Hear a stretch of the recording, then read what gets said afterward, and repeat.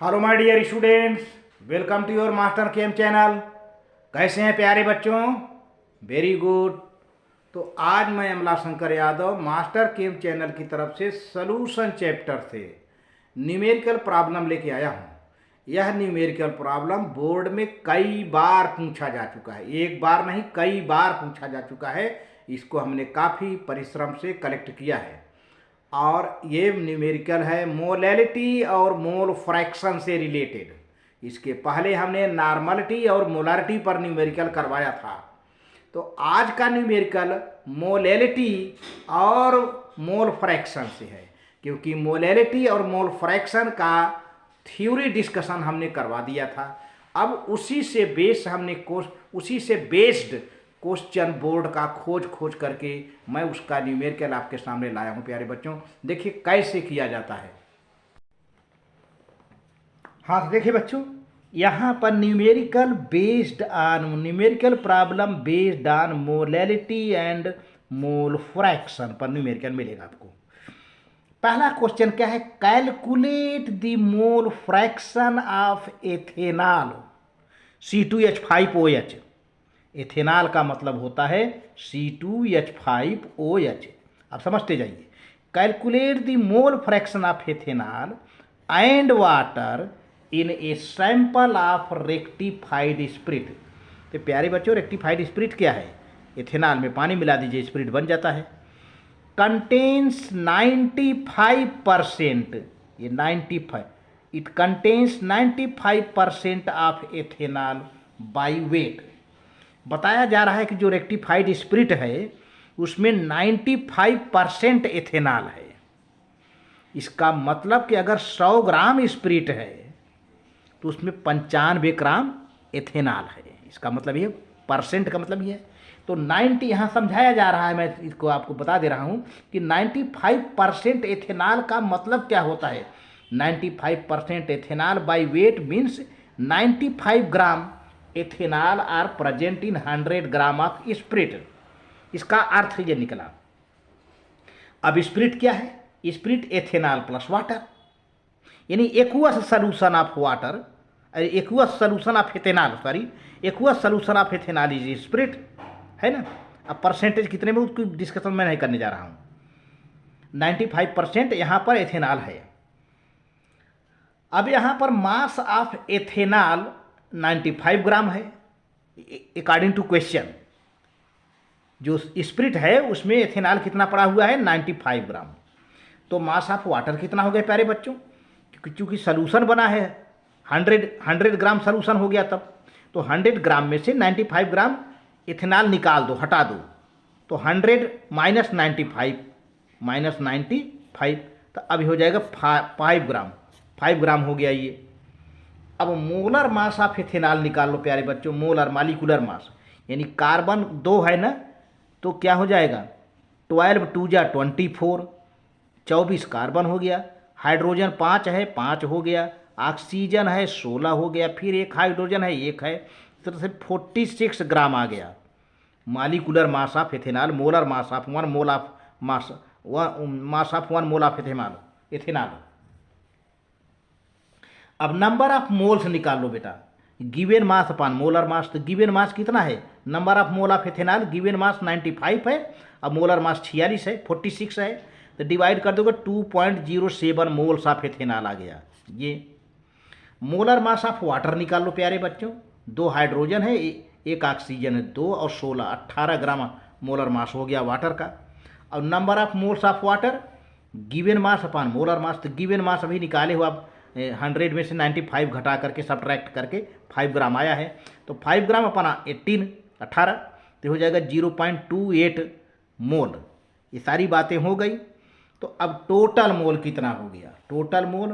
Total mole ये number of mole of ethanol हो गया, number of mole of water जोड़ दिया। ये देखिए, ये नंबर ऑफ मोल एथेनॉल का है और ये नंबर ऑफ मोल क्या है? वाटर का है। दोनों को ऐड कर दिया तो टोटल मोल आ गया। टोटल मोल क्या है? 2.07 प्लस 0.28 हो जाएगा 2.35 मोल्स। टोटल मोल्स आ गया। तो अब देखिए, आपसे पूछा जा रहा है कि calculate the mole fraction of ethanol and water, दोनों का मोल फ्रैक्शन निकालना है प्यारे बच्चों। तो देखिए अब आगे अभी तो मोल फ्रैक्शन ऑफ एथेनॉल पहले निकालिए। तो number of moles of ethanol upon total moles, तो number of moles of ethanol कितना आया है 2.07 आया है। टोटल मोल कितना आया है प्यारे बच्चों 2.35, इसको डिवाइड कर दिया हमको मिल गया 0.88, ये मोल फ्रैक्शन ऑफ एथेनॉल आ गया। तो चूंकि मोल फ्रैक्शन का सम कितना होता है प्यारे बच्चों हमेशा 1, याद रखिए मैंने बताया था मोल फ्रैक्शन चाहे जितने कंपोनेंट हों the sum of mole fraction of component is always 1। तो अब चूंकि एथेनॉल का मोल फ्रैक्शन तो हमको पता ही हो गया, तो अब 1 में से इसको हम निकाल दे तो किसका बन जाएगा वाटर का। तो 1 में से 0.88 हमने माइनस का, या तो आप निकाल सकते हो अलग से, लेकिन वो कैलकुलेशन थोड़ा सा आपको टफ पड़ जाएगा, समय लग जाएगा। आप यहीं से 1 में से सब्ट्रैक्ट कर दो तो नंबर ऑफ ये मोल फ्रैक्शन कितना निकल जाएगा वाटर का। तो इस तरह से आंसर आ गया जो है मोल fraction of ethanol, mole fraction of water. अगला क्वेश्चन है find the molarity and molality.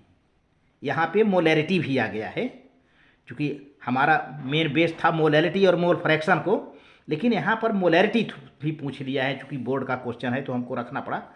Find the molarity and molality of a 15% of solution of H2SO4, density of H2SO4 equal to 1.020 gram per centimetre cube. ये आ गया बहुत सही। 15% solution of H2SO4 का मतलब क्या समझा प्यारे बच्चों, अगर 100 ग्राम H2SO4 का सॉल्यूशन है तो 15 ग्राम क्या है, 15 ग्राम क्या है, 15 ग्राम H2SO4 है।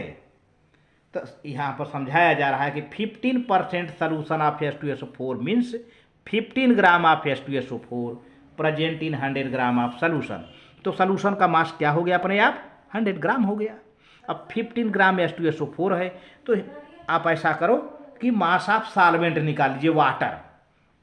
100 ग्राम सॉल्यूशन है ही है, इसमें से H2SO4 निकाल दीजिए तो 85 ग्राम वाटर हो गया।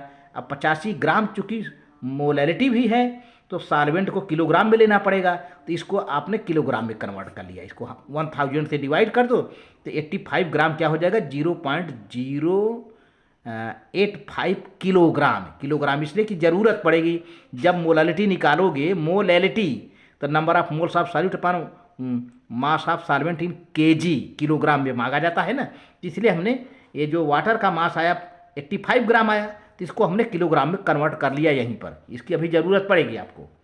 अच्छा, अब प्यारे बच्चों चूंकि H2SO4 सॉल्यूट है तो number of moles of H2SO4 निकाल लो, गिवन मास अपान मोलर मास। तो H2SO4 का मोलर मास यहाँ निकाला हुआ है। H2SO4 का हाइड्रोजन 2 है 2 प्लस सल्फर 32 प्लस ऑक्सीजन 4 है 16, 4 जा 64, तो ये पूरा ऐड कर लो तो 98 ग्राम H2SO4 का मोलर मास आ जाएगा। मोलर मास यहाँ पर निकाल के मैं रखा है जो है। तो अब आ गया कि number of moles of H2SO4, तो given mass of H2SO4 upon molar mass of H2SO4। तो गिवन मास प्यारे बच्चों अभी भी 15 ग्राम है, अब मोलर मास 98 ग्राम है, तो आपको डिवाइड कर देते 0.153 मोल्स ऑफ H2SO4 आ गया, ऑफ H2SO4 आ गया, यानी सल्फ्यूरिक एसिड का मोल, नंबर ऑफ मोल आ गया है ना।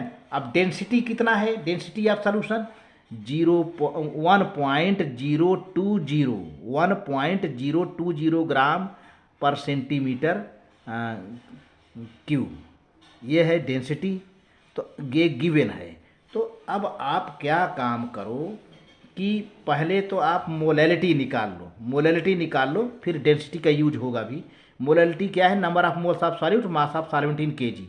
तो number of moles of solute आपको पता ही हो गया 0.153, number of moles of H2SO4 निकाल लिया ना 0.153, ये रख दिया हमने, और मास ऑफ सॉल्वेंट इन केजी ये बनाया है यहाँ आपने 0.085 किलोग्राम एक का। तो आपकी मोलैलिटी आ गया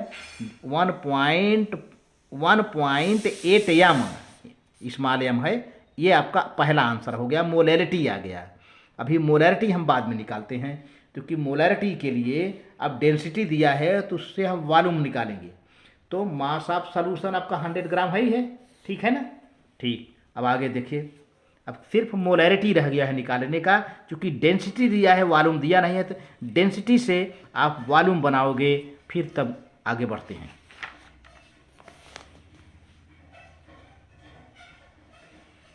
हाँ तो प्यारे बच्चों, volume of solution, mass of solution upon density of solution. तो मास ऑफ सॉल्यूशन 100 ग्राम है, 100 ग्राम है, क्योंकि 15% का मतलब क्या होगा, 100 ग्राम सॉल्यूशन, तो ये 100 ग्राम हो गया। अब डेंसिटी ऑफ सॉल्यूशन ये नीचे है 1.02, 1.02 एक काट दिया, तो आपका हो जाएगा वॉल्यूम हो जाएगा 98.04 सेंटीमीटर क्यूब, या इसी को 98.04 मिलीलीटर ही हो गया। अब मोलारिटी निकाल दो, number of moles of solute, क्योंकि सेंटीमीटर क्यूब में है या मिलीलीटर में है, तो प्यारे बच्चों यहाँ पर 1000 से मल्टीप्लाई कर दो, लीटर में या तो कन्वर्ट कर लो या तो 1000 से मल्टीप्लाई यहीं कर दो, आपका टाइम बच जाएगा। Number of mole of solute कर दो, volume of solution in centimetre cube या मिलीलीटर रख दिया। नंबर ऑफ मोल ये है 0.153, सल्फ्यूरिक एसिड का नंबर ऑफ मोल आपने निकाल रखा था, और 1000 है, 1000 इसलिए रखा कि वॉल्यूम सेंटीमीटर क्यूब में है, तो ये रखा, और फिर 98.04 कर दिया। पूरी सिंप्लीफाई कर देंगे तो आपका 1.56 मोल पर लीटर मोलारिटी आ गया, यानी 1.56 एम स्मॉल एम, अरे कैपिटल एम है मोलारिटी, ये आंसर रहा, कैपिटल एम मोलारिटी आ गई है। तो इस तरह से मोलारिटी आपने निकाला। किस तरह से आपने डेंसिटी को वॉल्यूम में कन्वर्ट कर दिया, यानी सॉल्यूशन परसेंटेज में है भाई, सल्फ्यूरिक एसिड का जो मास दिया है परसेंटेज में है, इससे आपको सॉल्यूशन का मास पता चल गया है, और डेंसिटी दिया है, बस क्या करोगे, सॉल्यूशन के मास में डेंसिटी डिवाइड कर दो, वॉल्यूम निकल के बाहर आ जाएगा।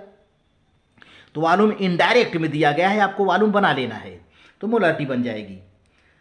अगला क्वेश्चन है प्यारे बच्चों, calculate the molarity of sulphuric acid, sorry calculate the molality of, molarity नहीं molality, calculate the molality of sulfuric acid solution in which the mole fraction of water is 0.85, ये है, यानी मोल fraction of water in solvent का mole fraction दिया है, मोल नहीं दिया है, मोल फ्रैक्शन दिया है प्यारे बच्चों।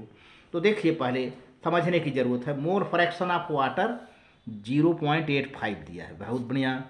मोल fraction of H2SO4 in water निकाल लीजिए तब, क्योंकि मोल फ्रैक्शन का सम कितना होता है, एक होता है। तो सल्फ्यूरिक एसिड है और उसके साथ क्या हुआ है, वाटर है, तो दो कंपोनेंट हो गए। तो जब सल्फ्यूरिक एसिड का मोल फ्रैक्शन 0.85 दिया है, तो फिर वाटर का तो निकालने में क्या देरी है, 1, चूँकि सम ऑफ मोल फ्रैक्शन 1 होता है, तो 1 माइनस इसे कर लीजिए, 0.85 आ जाएगा, 0.15 ये हो गया। दोनों का मोल फ्रैक्शन आमने सामने निकल गया, वाटर का भी निकल गया और सल्फ्यूरिक एसिड का भी निकल गया।